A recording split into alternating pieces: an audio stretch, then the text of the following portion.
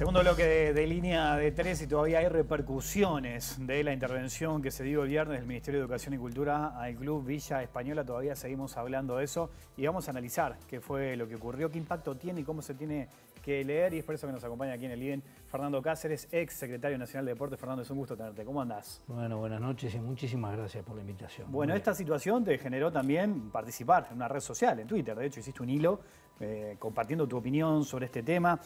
Un hilo que arranca diciendo: no tengo dudas, Villa Española no cumple con las formalidades exigibles a una asociación civil, no tengo dudas. Sin embargo, la intervención decretada por el MEC es al menos un profundo error. La intervención es una herramienta jurídica disponible y en ocasiones necesaria. Ese fue como el punto de partida y después vos analizás en distintos tweets qué es lo que ocurre. ¿Por qué llegás a esta conclusión? ¿Desde dónde partís para dar esta opinión?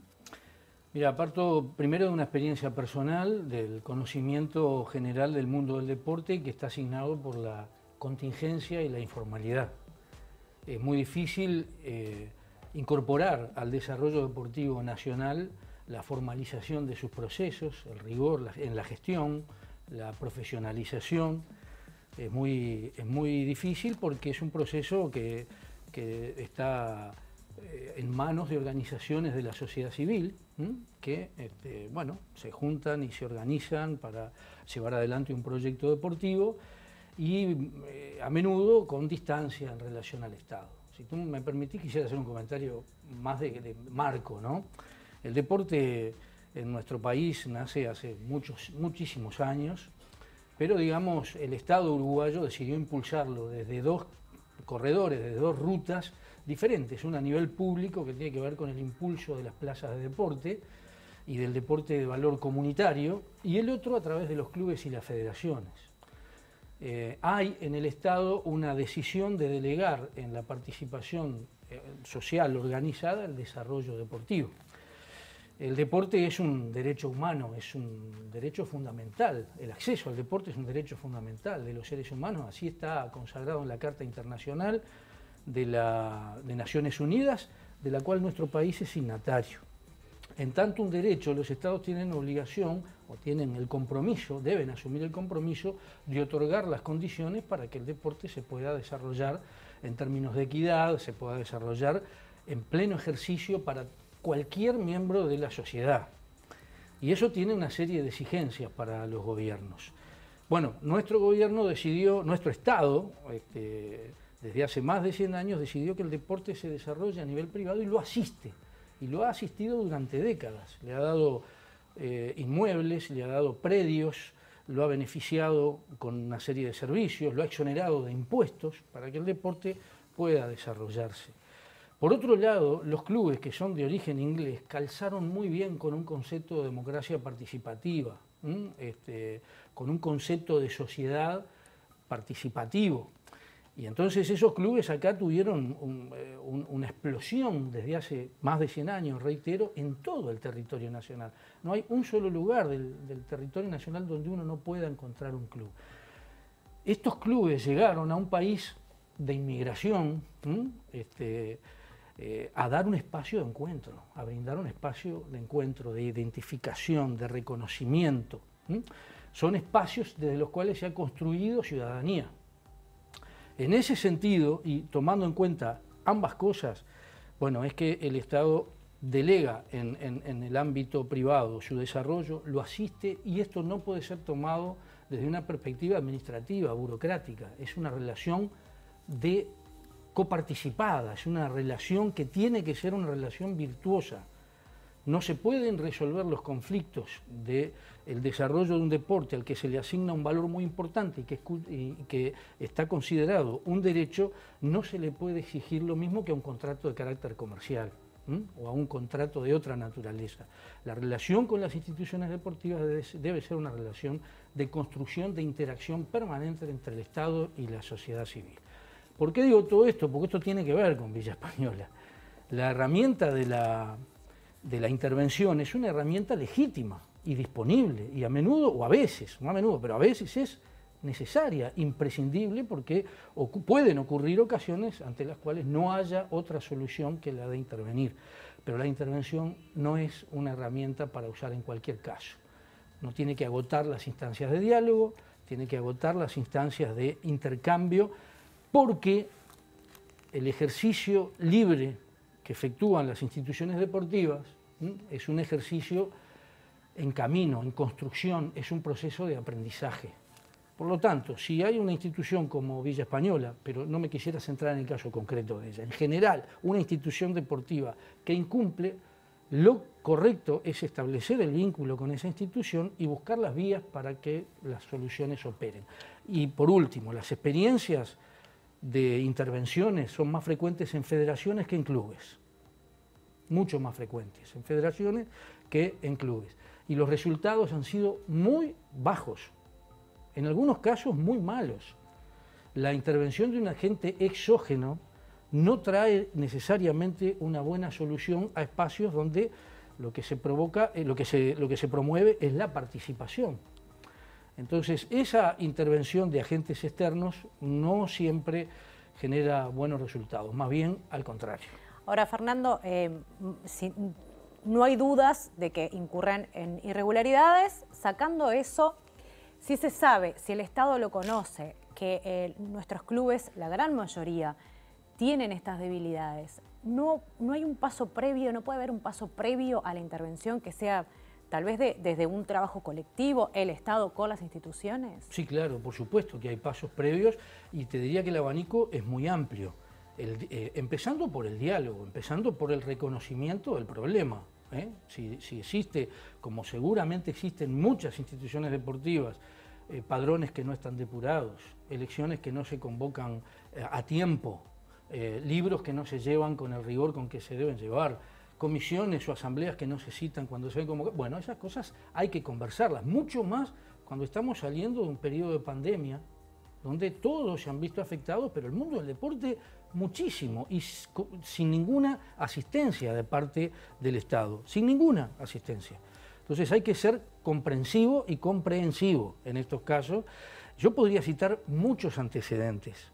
A mí me tocó en el ejercicio de la Secretaría Nacional del Deporte intervenir federaciones, más de una, pero también fueron muchas más las situaciones que pudimos canalizar mediante el diálogo. Quiero recordar una en concreto con la Federación de Handball. La Federación de Handball estaba muy enfrentada en corrientes internas que hacen a la participación democrática de las instituciones deportivas, pero el enfrentamiento llegaba a tal nivel de intensidad que paralizaba el funcionamiento de la federación.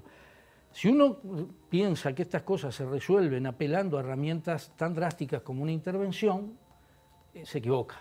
Lo que hicimos en ese caso fue constituir una dirección transitoria con mitad y mitad de integrantes de cada una de las listas o de las sensibilidades que se expresaban en el club, darles un tiempo para modificar los estatutos, darles un tiempo para regularizar la situación en un tiempo concreto, con fecha límite, y ahí colocamos a un santo varón, que era el doctor Alfredo Echandi, que era quien trabajaba y buscaba el equilibrio entre esas posiciones, y se logró. Se cambiaron los estatutos, se resolvieron las informalidades e incluso se superaron los enfrentamientos al nivel de intensidad que había.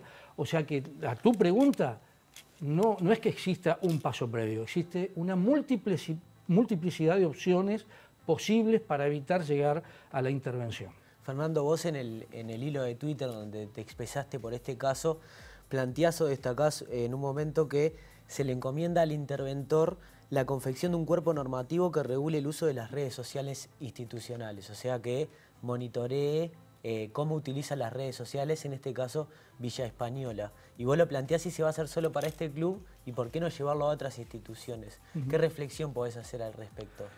Mira, en principio podría hacer varios comentarios, pero voy a hacer dos comentarios, ¿no? Si las irregularidades y las infracciones cometidas por una institución deportiva remitieran solamente al tema de la formalidad, sería un capítulo distinto a este que vivimos en el caso de Villa Española, donde hay claramente un componente político, e incluso yo diría que así, con esa cláusula que figura, con ese texto que figura en la resolución, un evidente avasallamiento, evidente y intromisión en lo que es la vida interna de una institución cuyo sentido es la soberanía, la autonomía y la participación organizada.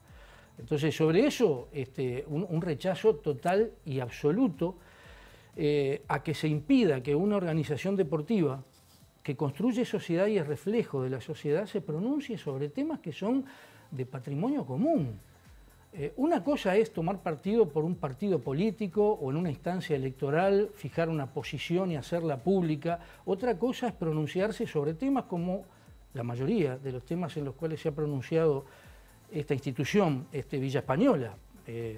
Por ejemplo, defendiendo la causa de la búsqueda de la verdad en torno a los desaparecidos. Censurar esa posibilidad es un avasallamiento a las libertades, pero además, yo me paro del otro lado. La indiferencia o el silencio ante algo tan aberrante como es la desaparición forzada de personas es también una posición política. Y es una posición política muy elocuente. Solo que en este caso hay un gobierno que tiene la legitimidad de una elección y herramientas formales superiores a las que tiene una institución humilde del deporte uruguayo y del fútbol uruguayo. Entonces acá tenemos en esta intervención dos planos que son muy distintos. Uno que tiene que ver con las formalidades que debe cumplir una institución y que las debe cumplir, porque yo escuché por ahí, entonces hay que dejar que las cosas sean... No, las instituciones tienen que cumplir con sus obligaciones formales y el Estado debe ayudarlas a que cumplan y a veces debe sancionarlas también. Y otra cosa es el otro plano donde hay claramente una intencionalidad política de censurar las definiciones que asume una institución barrial, comprometida con su comunidad y que no tiene un componente político, sino un componente vinculado, en el caso que mencioné, a los derechos humanos. Fernando, ya en el cierre, da la sensación que si se aplica este mismo criterio riguroso, casi que no se salva ningún equipo ni ninguna federación, ¿no? Esto se podría llegar a repetir un montón de veces. Sí, mira, yo te podría poner algunos ejemplos de informalidad que no son los más visibles para la población. A ver, por ejemplo. Bueno, por ejemplo, fíjate que hasta hace muy poco prácticamente la totalidad de los cuerpos técnicos, los árbitros y los profesionales vinculados a instituciones deportivas cobraban en negro, no aportaban al sistema de previsión. Terrible eso. Porque bueno, si ahí pones ese mismo criterio riguroso, no juega nadie. Bueno, pero lo pongo este ejemplo porque nos tocó vivirlo a nosotros. Empezamos teniendo una dificultad en la liga universitaria y finalmente logramos que tanto la liga como el deporte profesional, es decir, las divisionales A y B del fútbol y las del básquetbol que corresponden, recorrieran un camino por el cual hoy, y después de un proceso progresivo, porque no fue inmediato, primero se pagó por un ficto, después se pagó por algo más y luego se terminó pagando por la realidad de lo que perciben jugadores, cuerpos técnicos, profesionales, árbitros. Salvo ese núcleo que es cuantitativamente menor en el volumen general del deporte federado, el resto del deporte sigue sosteniendo ese vínculo de informalidad con árbitros, cuerpos técnicos, profesionales, etc. Y si uno se pusiera riguroso y dijera, bueno, a partir del mes que viene tienen que regularizar, se paraliza el deporte. Claro. Pero se paraliza totalmente. Acá hay, si se quiere, yo quisiera hacer una reflexión más política de carácter general, ¿no? Los clubes, decía yo, calzaron muy bien en un modelo de democracia participativa, de organización social, que tiene mucho que ver con el vallismo. Yo creo que hoy estamos en un modelo de gobierno distinto, donde los énfasis se ponen en el individuo, en el éxito, en el espectáculo, contrariamente a los énfasis que ha puesto el modelo tradicional de los clubes, más vinculado a esa sensibilidad vallista, que es el modelo de inclusión, el modelo de participación, el modelo de integración social. Y esto tiene que ver con lo que está ocurriendo. Un modelo de inspiración vallista, democrático, participativo, que pone el énfasis en la solidaridad, a diferencia del otro que pone el énfasis en la beneficencia. Yo no abro juicios de valor, aunque se imaginarán que me inclino por una de estas vías. Un modelo que pone el énfasis en el éxito final y no en el camino. Por evocar las palabras de alguien que contribuyó mucho al continuo proceso de transformación de nuestro fútbol uruguayo. Esos modelos que hoy están en pugna, bueno, se expresan o bien promoviendo instituciones que tienen en el acierto o en el error una participación social fuerte y protagónica, y un modelo que las inhibe, las apaga o las asfixia desde un punto de vista democrático y burocrático, apelando a las herramientas disponibles sin procesos de diálogo y de entendimiento. Fernando, te agradecemos mucho la visita, tu tiempo Gracias y a estas ustedes. reflexiones. La seguimos en otra oportunidad, ¿te parece? Claro, con mucho gusto. Bueno, nosotros nos vamos, pausa y ya sigue Línea de 3, en minutitos nada más aquí en la pantalla de televisión.